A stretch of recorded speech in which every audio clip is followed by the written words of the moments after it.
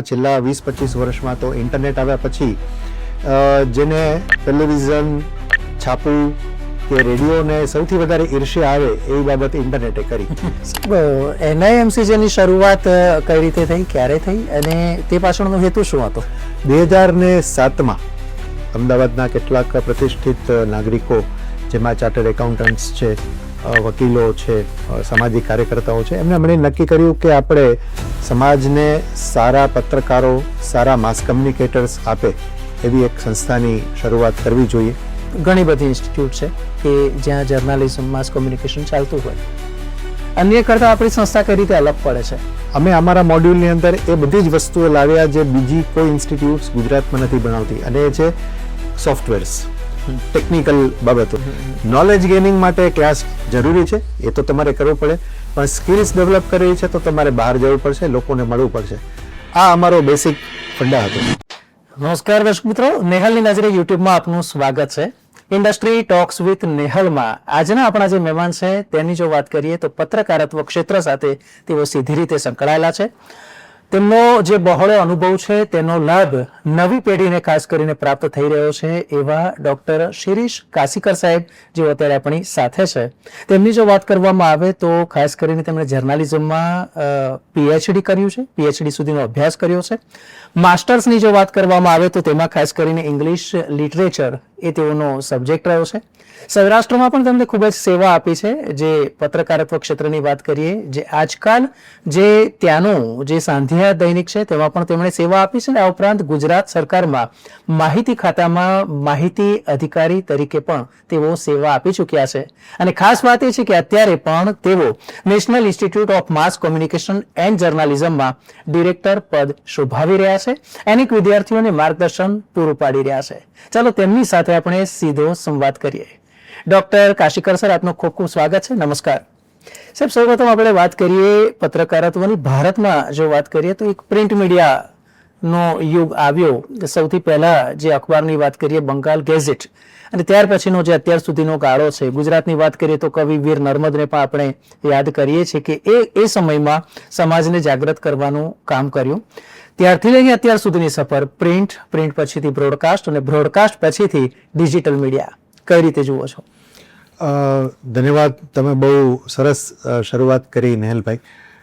200થી વધારે વર્ષનો ભારતમાં જે છે પત્રકારત્વનો ઇતિહાસ છે, પ્રિન્ટનો ઇતિહાસ છે, રાધર એવું કહીએ તો ચાલે. મુંબઈ સમાચાર જે આપણું સૌથી પહેલું અખબાર, એને હમણાં 205 વર્ષ પૂરા કર્યા. તો ગુજરાતની તો પોતાની પત્રકારત્વની એક બહુ જ્વલંત પરંપરા રહી છે, ભારતની પણ રહી છે.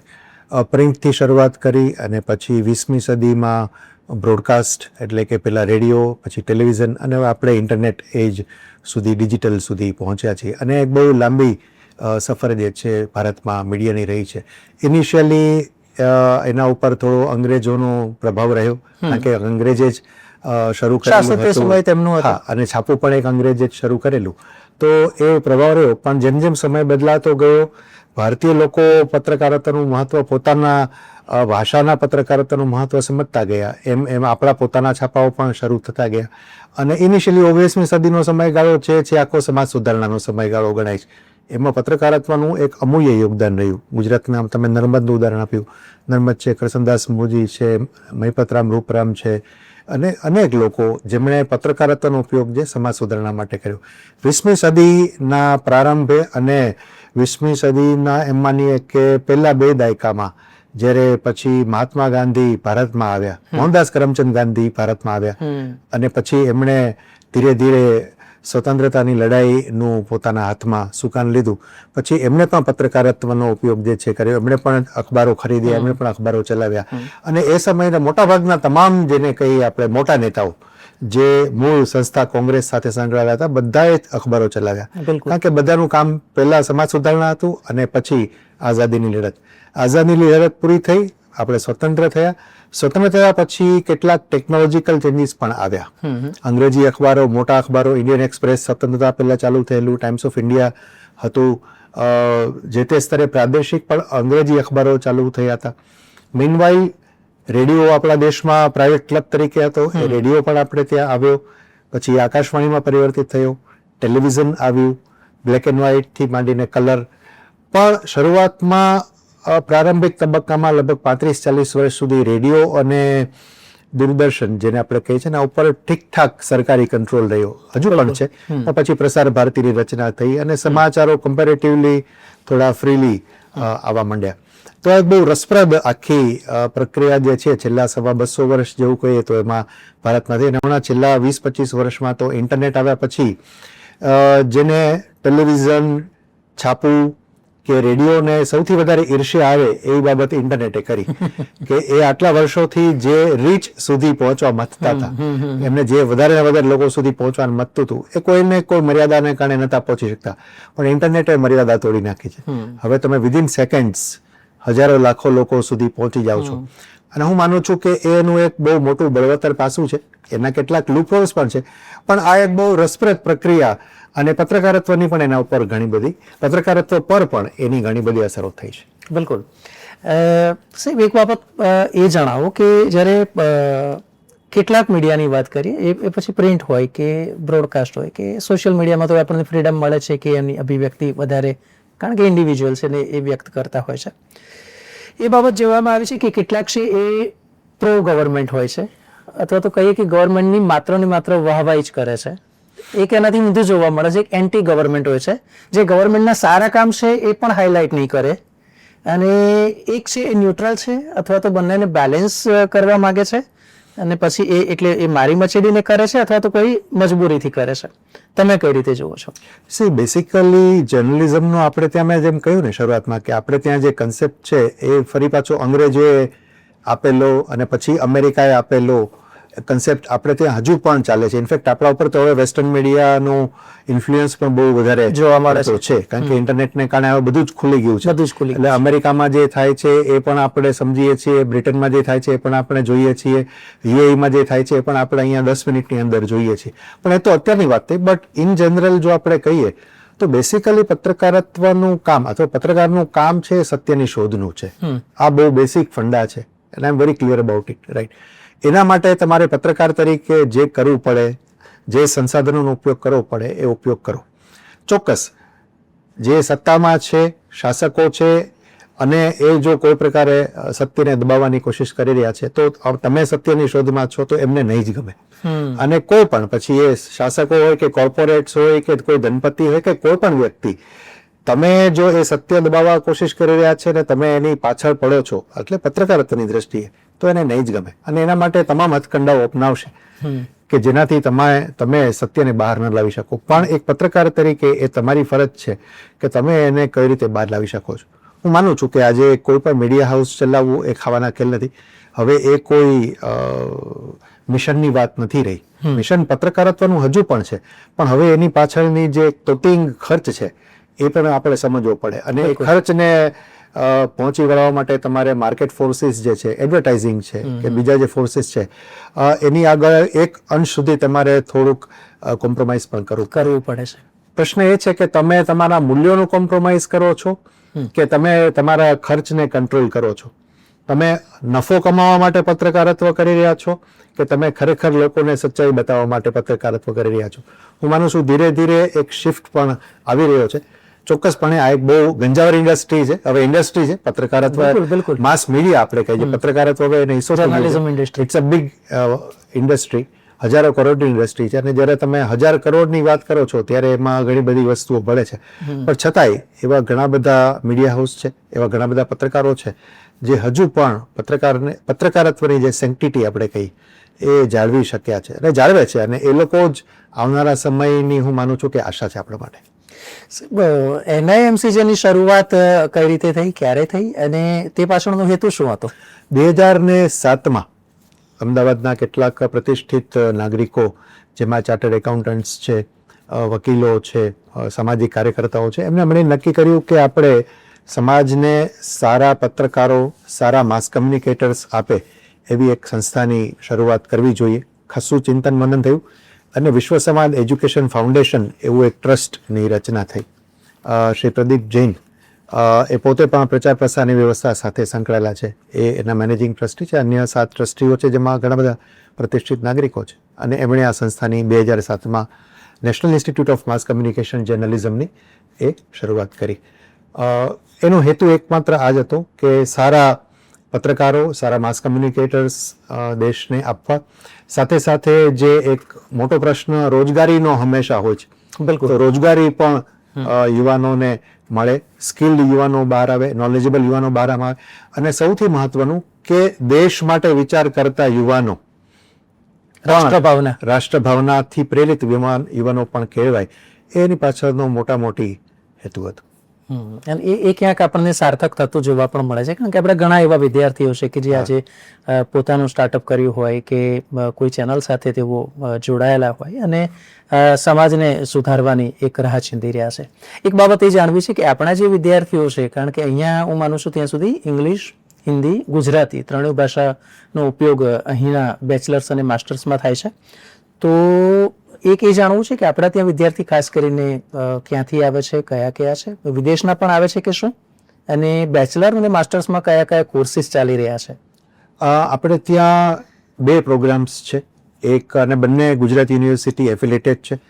પહેલો જે છે એ BAJMC છે, bachelor of arts journalism and mass communication. રાષ્ટ્રીય શિક્ષણ પદ્ધતિ જે અમલમાં આવી એ ગુજરાત યુનિવર્સિટી અને ગુજરાતે અપનાવી છે.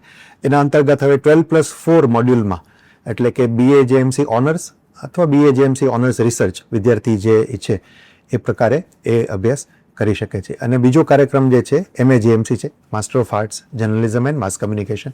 એ 2 વર્ષનું મોડ્યુલ છે. આપણે ત્યાં વિદ્યાર્થીઓ સમગ્ર દેશમાંથી આવે છે, દેશના ખૂણે ખૂણેથી આવે છે, કારણ કે આપણે નેશનલ ઇન્સ્ટિટ્યૂટ છીએ. બિલકુલ. એટલે તમામ રાજ્યોમાંથી વિદ્યાર્થીઓ અહીંયા પ્રવેશ લે છે. વિદેશમાંથી પણ વિદ્યાર્થીઓ જે છે ICSSR થ્રુ આપણે ત્યાં એડમિશન લે છે. આફ્રિકન દેશોના વિદ્યાર્થીઓ છે, એશિયાના બાંગ્લાદેશ છે, ઇન્ડોનેશિયા છે, આ બધા દેશોમાંથી પણ વિદ્યાર્થીઓ હવે આપણે ત્યાં એડમિશન લે છે. આપણી સંસ્થાની જો વાત કરીએ તો એક બાબત એ જાણવી છે કે ઘણી બધી ઇન્સ્ટિટ્યૂટ છે કે જ્યાં જર્નાલિઝમ, માસ કોમ્યુનિકેશન ચાલતું હોય. અન્ય કરતાં આપણી સંસ્થા કઈ રીતે અલગ પડે છે? અમે લોકોએ જ્યારે આનું પહેલી વખતે જ્યારે સિલેબસ બનાવવા માટે બેઠા ત્યારે અમારા બાબતમાં ધ્યાનમાં એક બહુ મહત્વની વાત આવી હતી, અને અમે જે ઇન્ડસ્ટ્રીના લોકોને પણ મળ્યા આ સંસ્થા શરૂ કરતા પહેલા, તે બધાનું કેવું એક જ હતું કે જે મીડિયા ઇન્સ્ટિટ્યૂટ્સમાંથી વિદ્યાર્થીઓ બહાર પડે છે એમનો ઇન્ડસ્ટ્રી કનેક્ટ નથી. એ કંઈક ભણે છે અને બહાર આવીને પછી એ કન્ફ્યુઝ થઈ જાય છે કે અમે ભણાતા કંઈક અને અહીંયા તો કંઈક જુદું, ફિલ્ડમાં કંઈક અલગ છે. વિદ્યાર્થીઓને ઇન્ટર્નશિપ્સ કરાવતા હોય છે, એ બધું થતું હોય છે, પણ બહુ વધારે એના કારણે વિદ્યાર્થી જ્યારે ફિલ્ડમાં જાય અને ફિલ્ડની વાસ્તવિકતાઓને સમજે ત્યારે એવું ક્યારેક બનતું હોય કે વિદ્યાર્થી નાસીપાસ થઈ જાય અને એમ થાય કે યાર આવું તો મને ખબર જ નથી કે આવી રીતે હું તો કંઈક ભણ્યો તો જુદું. એટલે અમે સૌથી પહેલું કામ એ કર્યું કે અમે 60-40 નો રેશિયો કર્યો. અમે 40% ક્લાસરૂમ સ્ટડી અને 60% ઇન્ડસ્ટ્રી એક્સપોઝર એવું રાખ્યું. રાઈટ. પછી એમાં તમે એકચ્યુઅલી ઇન્ડસ્ટ્રીમાં જઈને પણ કામ કરો, તમે વધારાનો સમય હોય એમાં તમે કામ કરો, તમે ઇન્ટર્નશિપ કરો, તમે તાલીમ લો.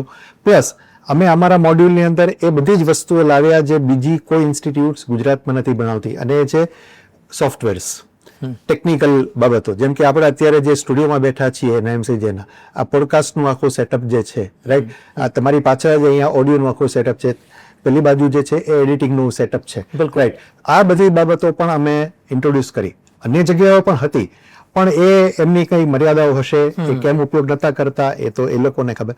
પણ અમે વિદ્યાર્થીઓના હાથમાં કેમેરા આપ્યો, અમે વિદ્યાર્થીઓના હાથમાં એડિટિંગ સિસ્ટમ આપી, અમે વિદ્યાર્થીઓને ક્લાસરૂમની બહાર પણ મોકલ્યા કે તમે બહાર જાઓ, તમે ક્લાસરૂમની બહાર પણ મોકલ્યા કે તમે બહાર જાઓ, તમે ફરો, રખડો, તડકામાં જાઓ, તૈયાર થાઓ, રિપોર્ટિંગ કરો, આવો, એડિટિંગ કરો, ભલે તમને જેવું આવડે એવું, તમે તો જ શીખશો. બિલકુલ. અને જર્નલિઝમ છે, માત્ર જર્નલિઝમ અને માસ કમ્યુનિકેશન ઇન જનરલ, એ માત્ર ક્લાસમાં બેસીને ભણવાની વસ્તુ નથી. નોલેજ ગેઇનિંગ માટે ક્લાસ જરૂરી છે, એ તો તમારે કરવું પડે, પણ સ્કિલ્સ ડેવલપ કરવી છે તો તમારે બહાર જવું પડશે, લોકોને મળવું પડશે. આ અમારો બેસિક ફંડા હતો. સાથે સાથે જેમ જેમ ઇન્ડસ્ટ્રી ગ્રો થતી ગઈ, જેમ જેમ અમારું ઇન્સ્ટિટ્યૂટ પણ ગ્રો થતું ગયું, અમે અલગ અલગ સ્પર્ધાઓ કરવા લાગ્યા. અલગ અલગ સ્પર્ધાઓમાં અમે ભાગ પણ લેવા લાગ્યા, જેમાં અમારા વિદ્યાર્થીઓ જે છે એ રાષ્ટ્રીય આંતરરાષ્ટ્રીય સ્તરે ચમકવા માંડ્યા. એમની શોર્ટ ફિલ્મ્સ, એમને બનાવેલા ક્રિએશન્સ, એમણે બનાવેલા ન્યૂઝ રિપોર્ટ્સ, અને એના કારણે ઇન્ડસ્ટ્રીને તરફથી પણ અમને ખૂબ સારો સહયોગ મળ્યો. આઈ મસ્ટ એક્સેપ્ટ કે અમારી પહેલી બેચથી માંડીને અત્યાર સુધીની બેચમાં વિદ્યાર્થી ઇન્ટર્નશિપમાં જાય ફાઇનલ સેમેસ્ટરમાં, અને જો ઇન્ટર્નશીપ પૂરી થાય અને પછી ત્યાં પ્લેસમેન્ટની જોગવાઈ હોય તો પહેલા એનઆઈએમસી જેના વિદ્યાર્થીઓને એ લોકો એબ્સોર્બ કરી લે કે ભાઈ આને મોટા ભાગની બાબતનું એક્સપોઝર છે, બાકીની તાલીમ અહીંયા થઈ ગઈ છે, હવે આને તમે એપોઇન્ટમેન્ટ ઓર્ડર આપી દો, પ્રી ટ્રેન છે. એટલે if not professional at least semi professional લેવલનું નોલેજ એને મળી ગયું હોય તો એ ઝડપથી ઇન્ડસ્ટ્રીમાં કામ કરી શકે, પછી આગળ જઈને થોડા દિવસમાં તૈયાર થઈ જાય પણ તેના ઢાંચામાં બેસી જાય. આપણે વાત કરીને જેમ કે આપણે કહીએ કે સ્વિમિંગ છે તો એ તમે પુસ્તક વાંચશો અને કરશો અને પછી જયારે ડૂબકી મારશો એ જે છે એના જેવી વાત કદાચ જર્નાલિઝમમાં ફિટ બેસતી હોય એવું મારું માનવું છે. એક બાબત એ જણાવો કે આજના સમયમાં એવી કઈ સ્કિલ્સ છે કે જે જર્નાલિઝમ માસ કોમ્યુનિકેશનના વિદ્યાર્થીએ અપનાવવી જ પડે? આમ તો હવે જે નવી જનરેશનના વિદ્યાર્થીઓ આવે છે એ લોકો બહુ બધા ટેક સેવી છે, એ લોકો મોબાઈલ જનરેશન એવું કહી તો ચાલે, જેન ઝી જે કંઈ કહેવાતું હોય, એટલે એ લોકોને ટેકનોલોજી નો હાઉ બહુ નથી આપવો પડતો, એ લોકોને ખ્યાલ છે, રાઈટ. કદાચ કેટલીક બાબતોમાં તો એ એવું બની શકે કે આપણા કરતા વધારે એમને ખબર હોય, પણ એ એમનું જે નોલેજ છે અથવા એમની જે સ્કિલ્સ છે એ બહુ મર્યાદિત છે. આપણું જે માસકોમનું ફિલ્ડ છે એ બહુ અફાટ છે, એમાં ઘણી બધી બાબતો છે જે એમને હજુ શીખવાની હોય છે. તો અમારો પ્રયત્ન એવો છે કે અમે એમને ટેકનિકલ સ્કિલ્સ જે છે એ વધારે એમની શાર્પન થાય, પ્લસ એમને જે ઇન્ડસ્ટ્રીમાં આગળ જઈને કામ કરવું છે એ ઇન્ડસ્ટ્રી રિલેટેડ એમને નોલેજ પણ મળે, કારણ કે સ્પેશિયલાઇઝેશનનો જમાનો છે. આપણે પ્રિન્ટ મીડિયા છે, ઇલેક્ટ્રોનિક મીડિયા છે, એડવર્ટાઇઝિંગ છે, પબ્લિક રિલેશન્સ છે અને ડિજિટલ છે. તો એમાંથી જે વર્ટિકલમાં એને જવું છે એ વર્ટિકલનું પણ એને સ્પેશિયલાઇઝેશન થાય અને પછી એ વિદ્યાર્થી અહીંથી એક સેમી સ્કિલ્ડ પ્રોફેશનલ તરીકે બહાર નીકળે તો ઇન્ડસ્ટ્રીમાં એ સરસ કામ કરી શકે. કોન્ટેન્ટ ક્રિએશન અત્યારે એના પર વિશેષ ભાર મૂકવામાં આવે છે ને ખાસ કરીને એક સમય હતું કે જ્યારે પોડકાસ્ટની જ વાત કરીએ તો પોડકાસ્ટ છે એનું ફોર્મેટ લોંગ હોય છે, અડધો કલાક, કલાક, દોઢ, 2 કલાક સુધીનું હોય છે ને એ શક્ય હોય એટલું ડેપ્થમાં જતા હોય છે. યુટ્યુબનું ફોર્મેટ છે કે જેમાં ઓડિયો અને વિડીયો પર પણ એટલું જ VFX ઉપર પણ એટલો ભાર મુકાતો હોય છે. અને તેવી જ રીતે બ્રોડકાસ્ટ મીડિયાની વાત કરીએ તો આપણે એમાં કહીએ કે વન વે છે, અત્યારે 2 વે છે. ઇન્સ્ટાગ્રામ જેવા મીડિયાની જ્યારે સોશિયલ મીડિયામાં વાત કરીએ તો વિધિન 1 મિનિટ તમારે બધું જ એક્સપ્રેસ કરી દેવાનું હોય છે. આ જે ચેન્જીસ છે એ જે નવા સ્ટુડન્ટ છે કે જે નવી પેઢી છે કઈ રીતે અપનાવી રહી છે, કઈ રીતે જુએ છે? ઇન્ટરેસ્ટિંગલી આ નવી પેઢી જે આવે છે એ નવી પેઢી એની સાથે યુઝ ટુ છે, એ આ કરતી અહીંયા ભણવા માટે આવી છે. આજે 12મા ધોરણમાં પાસ કરીને જે વિદ્યાર્થી અહીં આવે છે તો એ તો પહેલેથી ઇન્સ્ટા ઉપર છે, એ પહેલેથી ફેસબુક ઉપર જ છે, એટલે અમારે એને એ તો શીખવાનું છે જ નહીં, કારણ કે એ એના અભ્યાસનો હવે ભાગ જ નથી, એને આવડે જ છે.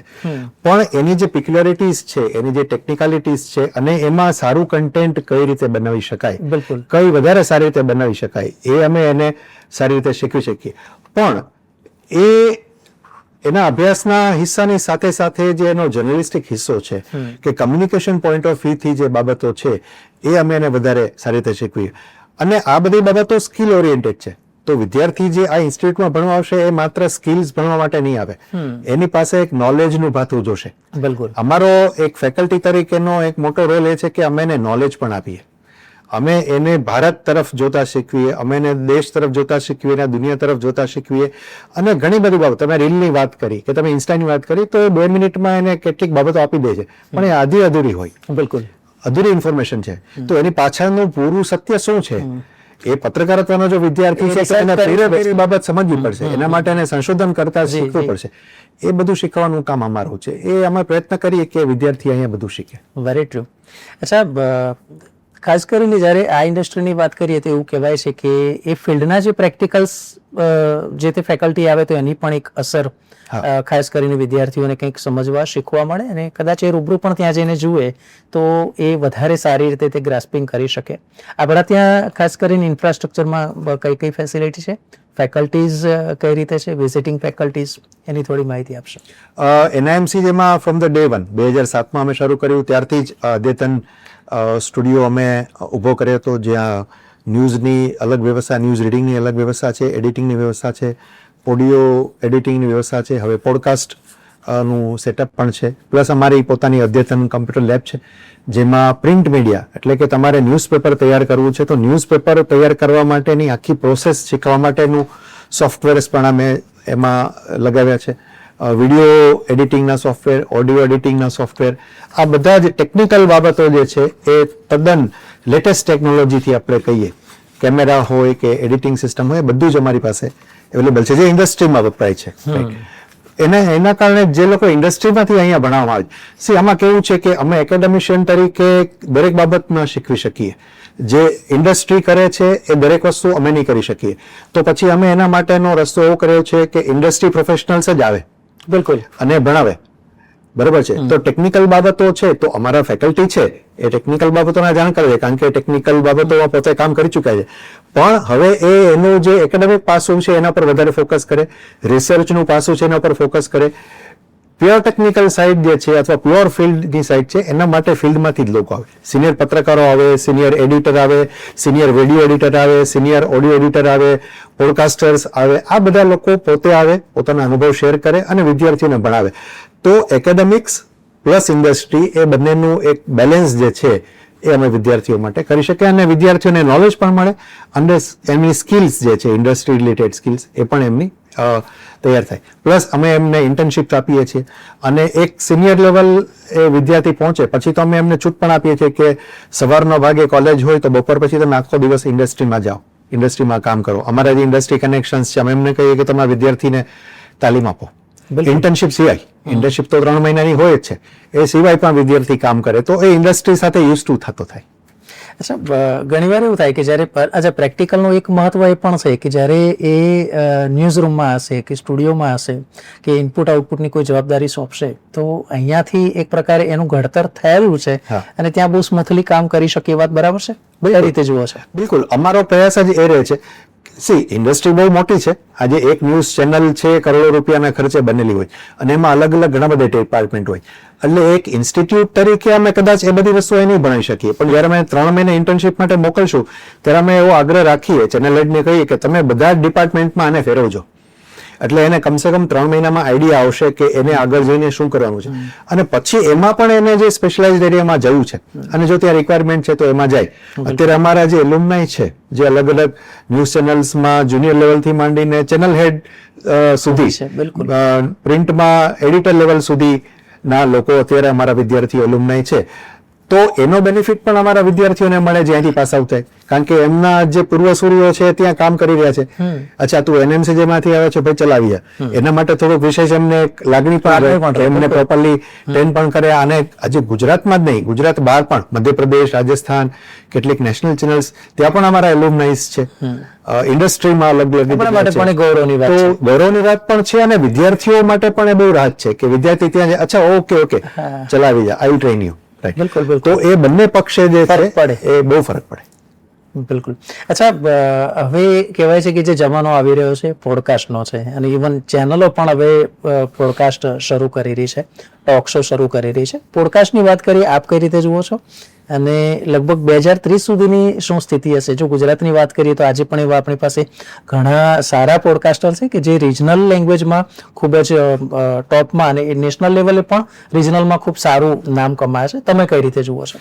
પોડકાસ્ટ બેસિકલી શરૂઆત જ્યારે થઈ ત્યારે એ ઓડિયોનું માધ્યમ હતું. બિલકુલ.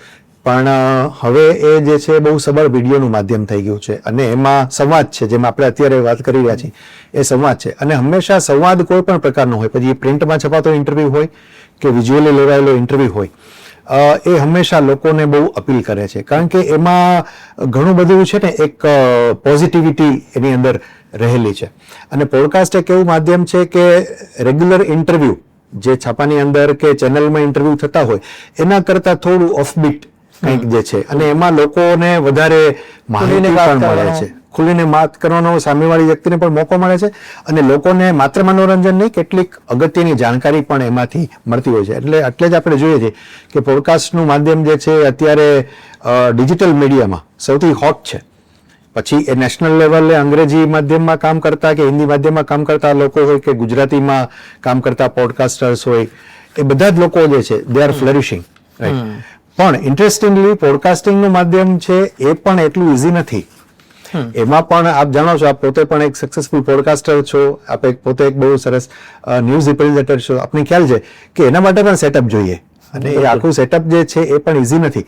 એ પણ ટેકનિકલ બાબતો પ્લસ ક્રિએટિવ સાઇડ એ પણ એની અંદર છે. એટલે અમારો પણ પ્રયત્ન છે. અમે પણ હમણાં આ જે 12+4 ની પેટર્ન છે એમાં પોડકાસ્ટનું આખું એક પેપર જ અમે અચ્છા. ઇન્ટ્રોડ્યુસ કર્યું છે અને વિદ્યાર્થીઓને અમે પોડકાસ્ટિંગ શીખવવાના છીએ. એટલે એની ટેકનિકલ સાઇડ તો ઓલરેડી વિદ્યાર્થીઓ શીખે છે. અમારા હમણાં ફાઇનલ યરના જે વિદ્યાર્થીઓ પાસ આઉટ થયા છે એ વિદ્યાર્થીઓ ઓલરેડી ઘણા બધા વિદ્યાર્થીઓએ પોડકાસ્ટ પોતાના પણ કર્યા છે. અમે હવે યુટ્યુબ પર પણ એને મૂક્યા છે NMCJ સંવાદના નામે. સો વિદ્યાર્થીઓ અહીંથી જ પોડકાસ્ટની પ્રેક્ટિસ કરીને બહાર નીકળી. કાશીકર સાહેબ, એક બાબત એ છે કે જ્યારે ઘણા વિદ્યાર્થીઓ ખાસ કરીને જે અત્યારના છે જેન ઝી છે તેઓ એક ચર્ચા કરતા હોય છે કે હવે તો AI આવી ગયું છે તો આપણે કશું કરવાની જરૂર નથી, બધું જ આપણને રેડીમેડ મળી જાય છે. શું આપ માનો છો કે AI છે પણ એમાં આપણે હ્યુમન ટચ ઉમેરવો પડશે? અને બીજું કે એ AI તમને આપે છે પણ એ સબ્જેક્ટ સ્ટડી તો તમારે કરવું જ પડશે, કારણ કે એ તમે ડેપ્થ નહીં જાણતા હો તો AI કદાચ કંઈક ખોટું આપશે તો પણ તમને ખબર નહીં પડે. આપનું શું માનવું છે? બિલકુલ. અમારો પણ એક પ્રશ્ન હોય છે. અમે લેવકોર જ્યારે વિદ્યાર્થીઓને ભણાવીએ છીએ ત્યારે અમે કહીએ છીએ કે અમે પણ AI ટૂલ્સનો ઉપયોગ કરીએ છીએ તમને ભણાવવા માટે. પણ AI ટૂલ્સનો ઉપયોગ જે છે એ માત્ર રેફરન્સ માટે હોવો જોઈએ, અથવા કોઈ ક્રિએટિવ સાઇડ માટે કે જે કદાચ તમે નથી કરી શકતા, તમને લાગે કે AI મને વધારે ક્રિએટિવલી બનાવી આપશે, મને સ્કેચિંગ નથી ફાવતું, એના બદલે હું AI ને કહું મને બનાવે, ધેટ ઇઝ ફાઇન. પણ દરેક બાબતમાં તમે રિસર્ચ કરવા જો બેસશો તો તમને ધ્યાનમાં આવશે કે AI ટૂલ્સ જે છે એ તમને તમામ વિગતો જે છે સાચી જ આપશે એવું નથી. સંદર્ભ માટે ઠીક છે, એક નાનકડો રેફરન્સ તમને એમાંથી મળી જાય, બરાબર. પણ હજુ પણ પુસ્તકો, હજુ પણ વિડીયોઝ અને હજુ પણ જે પરંપરાગત માધ્યમો છે એ માસ મીડિયાના વિદ્યાર્થીઓ અથવા માસ મીડિયામાં કામ કરતા લોકો માટે તો એનો રેફરન્સ લેવો જ જરૂરી છે. તમે ChatGPT ને કે Perplexity ને કે Gemini ને કહી દો કે મને આટલું શોધી આપ, એટલે જે શોધી આપશે એ સાચું જ હશે એની કોઈ ગેરંટી નથી, કારણ કે એને જે રેફરન્સીસ લીધા છે એ તો જે ડિજિટલી અવેલેબલ વસ્તુ છે એમાંથી લીધા છે. અને જે અવેલેબલ છે એની સત્યતા કેટલી એ કોણ ચકાસવા ગયું છે? એ વેરીફાઈ કર્યા વગર આપણે પીરસી નહીં શકીએ. અને પત્રકારત્વનો અને માસ મીડિયાનો બેસિક રૂલ છે કે કોઈ પણ બાબત તમે પબ્લિક ડોમેઇનમાં મૂકો છો ત્યારે એને વેરીફાઈ કર્યા વગર મૂકી શકાશે નહીં. અને અત્યારે તો ફેક ન્યૂઝ અને ફેક કન્ટેન્ટનો જમાનો ચાલે છે. એમાં તમે જો કોઈ બાબત સરકાર કાઢે અને તમે મૂકી દીધી તો તમે ફસાઈ જશો. દુનિયાભરના કાયદાઓ છે, સરકાર પણ એ બાબતે બહુ જ એકદમ જાગૃત છે અથવા કડક છે.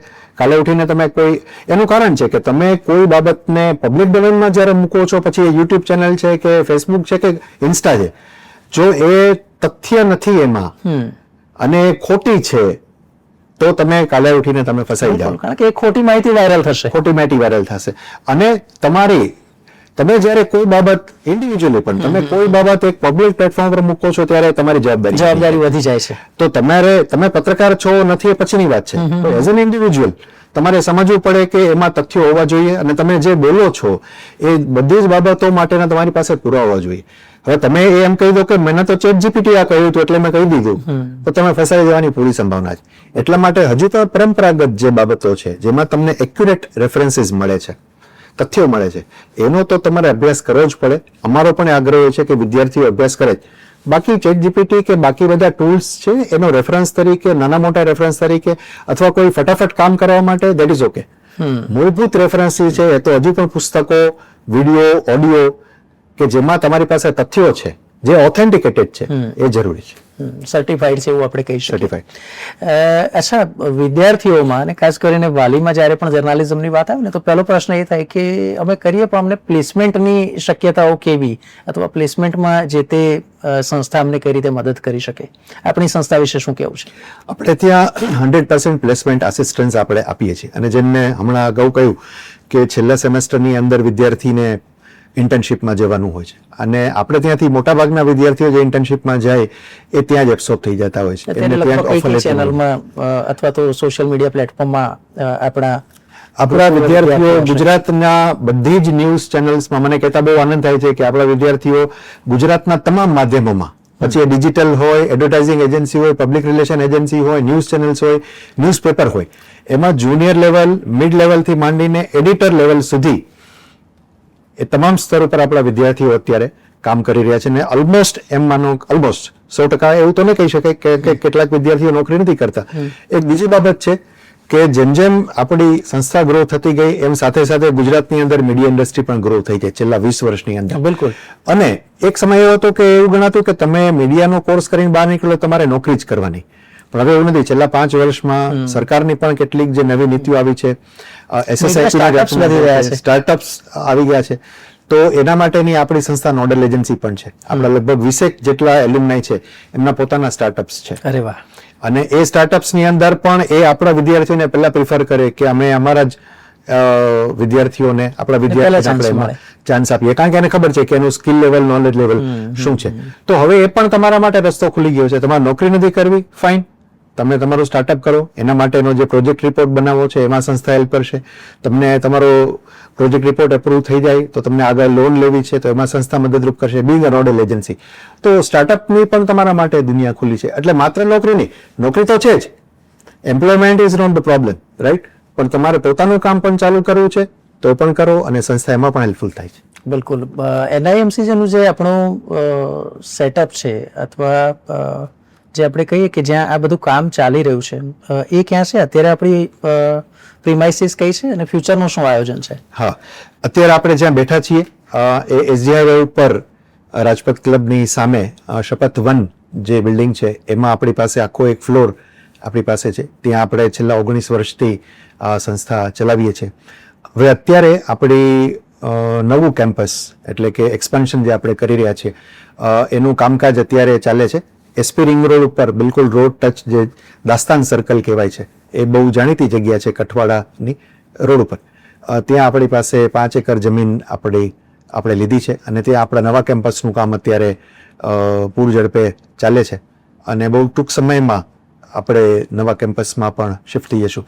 આ કેમ્પસ કરતા ઓબ્વિયસલી મોટું કેમ્પસ અને ઘણી બધી વધારે સુવિધાઓ, હા, મોટો અદ્યતન સ્ટુડિયો, મોટી કમ્પ્યુટર લેબ, મોટી લાઇબ્રેરી, બધી જ સુવિધાઓ મોટા પ્રમાણમાં અને વધારે અદ્યતન આપણે ત્યાં ઊભી કરી રહ્યા છીએ. ધારો કે કોઈ વિદ્યાર્થી છે કે જેને પ્રવેશ મેળવવો હોય, પ્રવેશ પ્રક્રિયાના શું ધોરણ છે, કઈ રીતે પ્રવેશ મળે?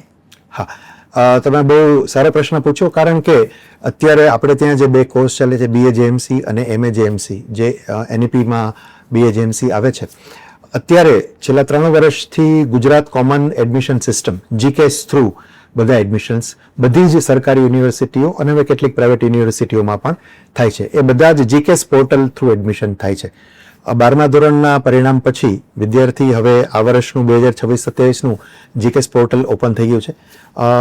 7મી મે થી 28મી મે સુધી રજિસ્ટ્રેશનની પ્રોસેસ એમાં ચાલે છે. વિદ્યાર્થીએ GCAS પોર્ટલ પર જઈ અને કેટલીક બાબતો ભરવાની હોય છે અને એને રજિસ્ટ્રેશનનો એને નંબર મળશે. તો એ આખી પ્રક્રિયા જે છે, એના પછી એડમિશનના રાઉન્ડ જે થશે એ પણ વિદ્યાર્થીએ આપેલા સિલેક્શનના આધારે એનું મેરિટ તૈયાર થશે અને રાઉન્ડ્સ થશે અને વિદ્યાર્થીઓને એડમિશન થશે. આપણી કોલેજની અંદર NIMCJમાં પણ GCASનું પોર્ટલ થ્રુ એડમિશનની વ્યવસ્થા વિદ્યાર્થી અહીંયા આવીને પણ જે છે એ GCAS થ્રુ પોતાનું એડમિશન અને રજિસ્ટ્રેશન જે છે એ કરી શકે છે. એના માટેનું હેલ્પ ડેસ્ક અને એના માટેની વ્યવસ્થા પણ આપણે અહીંયા કરેલી છે. સાથે સાથે આ વિડીયોમાં પણ આપણે જે નીચે નંબર બતાવી રહ્યા છીએ એ નંબર પણ જો સંપર્ક કરે વિદ્યાર્થી તો એને આપણે GCAS પોર્ટલ ઉપર કઈ રીતે રજિસ્ટ્રેશન કરવું એનું માર્ગદર્શન આપીશું. ને એક અંતિમ પણ ખૂબ જ મહત્વનો પ્રશ્ન એ છે કે જે વિદ્યાર્થીઓ મીડિયા ક્ષેત્રમાં જોડાવા માંગતા હોય, શું કહેશો આપ? તેમને શું સંદેશો આપશો? જુઓ, મીડિયાનું ક્ષેત્ર જે છે એ બધા જ વિદ્યાર્થીઓ માટે હું માનું છું કે અનુકૂળ છે. બસ કેટલીક બેસિક બાબતો જે છે એ તમારે કરવી જોઈએ. એક તો તમારી અંદર તમને એવું લાગતું હોય કે તમે થોડું કંઈક ક્રિએટિવ કામ કરી શકો છો, તમને વાંચન કરવાની ટેવ છે અથવા વાંચન કરવું ગમે છે, ભલે જે વાંચવું ગમતું હોય, તમને ફિલ્મો જોવી ગમે છે, તમને OTT ગમે છે, તમને TV જોવું ગમે છે, તમને લોકો સાથે વાત કરવી ગમે છે, I think you are the best candidate four media field. કારણ કે હવે જર્નલિઝમ જે છે એ માસ મીડિયાનો એક હિસ્સો બની ગયું છે. પહેલા માત્ર પત્રકારત્વ એક બહુ મોટી બાબત ગણાતી હતી, હવે તો એક બહુ મોટી જાયન્ટ ઇન્ડસ્ટ્રીનો એક હિસ્સો બની ગયું છે. તો જર્નલિઝમ સિવાયની પણ જે બાબતો છે, ટેલિવિઝન છે, ટેલિવિઝનની અંદર પણ ફિક્શન છે, નોન ફિક્શન છે, OTT છે, ડિજિટલ પ્લેટફોર્મ્સ છે, એમાં પણ ન્યૂઝ છે, એમાં પણ ફિક્શન છે, ઘણી બધી બાબતો જે છે ઇન્ડસ્ટ્રી બહુ મોટી થઈ ગઈ છે. એડવર્ટાઇઝિંગ છે, પબ્લિક રિલેશન્સ છે, આ બધી બાબતો જે છે એક બહુ મોટો બુકે છે. અને અમારો પ્રયત્ન એનએમસીજીમાં એવો જ રહે છે કે અમે આ બધી બાબતોને આ 4 વર્ષ દરમિયાન વિદ્યાર્થીઓને ભણાવીએ, જેનાથી એ પછી કોઈ પણ ઇન્ડસ્ટ્રીમાં જાય, મેઇન સ્ટ્રીમ જર્નલિઝમમાં જાય કે ડિજિટલમાં જાય, ફિક્શન કરે, નોન ફિક્શન કરે, ડોક્યુમેન્ટરી મેકર બને, ફિલ્મ મેકર બને, જે કંઈ બનવું હોય એનામાં એ બેસિક સ્કિલ્સ આવી જાય અને પછી ઇન્ડસ્ટ્રીમાં જઈને આગળ એ સારું કામ કરી શકે. બિલકુલ. ડોક્ટર કાશીકર, ખૂબ જ રસપ્રદ ચર્ચા આપે કરીને, ખાસ કરીને મીડિયા એક રોમાંચક સફર તરીકે લોકો તેને જોતા હોય છે, પણ એની જે ડાર્ક સાઇડ છે એ બહુ ઓછા જાણતા હોય છે કે કેટલી સ્ટ્રગલ કરવી પડે છે એક બાઇટ લેવા માટે, એક ઇન્ટરવ્યુ માટે કે એ સમય માટે, ખાસ કરીને જ્યારે કોઈ હાઈ લેવલ પર્સનાલિટી હોય ને એને જ્યારે તમારે મળવાનું હોય તો કેટલી સ્ટ્રગલ છે. પણ આ બધી જ બાબતો જ્યારે એ ભેગી થાય ત્યારે એમ થાય કે ખરેખર મીડિયા એ રોમાંચ પણ છે અને સ્ટ્રગલ સાથેની રોમાંચ છે. ખૂબ સુંદર માહિતી આપી, આપનો ખૂબ ખૂબ આભાર. ધન્યવાદ. તો દર્શક મિત્રો, મને આશા છે કે આજનો આ પોડકાસ્ટ આપને ચોક્કસથી પસંદ પડ્યો હશે. ઇન્ડસ્ટ્રીઝની જ્યારે આપણે વાત કરીએ છીએ ત્યારે જર્નાલિઝમ સેક્ટર છે એ પણ ખૂબ જ ફલી ફૂલી રહ્યું છે, વિસ્તરી રહ્યું છે. આવતા એપિસોડમાં આપણે આવી જ કોઈ નવી ઇન્ડસ્ટ્રી, નવી પર્સનાલિટી સાથે આપણે સંવાદ કરીશું. ત્યાં સુધી રજા આપશો. નમસ્કાર.